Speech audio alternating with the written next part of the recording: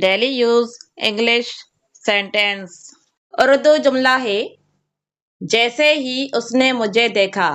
जैसे ही उसने मुझे देखा।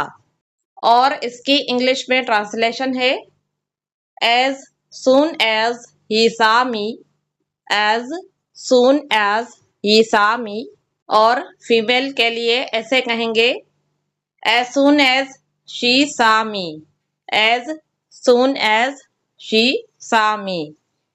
ही वाला प्रोनाउन मेल के लिए इस्तेमाल किया जाता है और शी वाला प्रोनाउन फीमेल के लिए इस्तेमाल किया जाता है।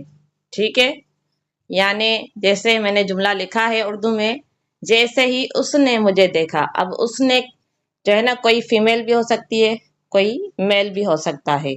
अगर मेल की बात हो रही है तो ही वाला प्रोनाउन इस्तेमाल करेंगे। अगर फीमेल की बात हो रही है तो शी वाला प्रोनाउन इस्तेमाल करेंगे। Thanks for watching. Allah Hafiz and take care.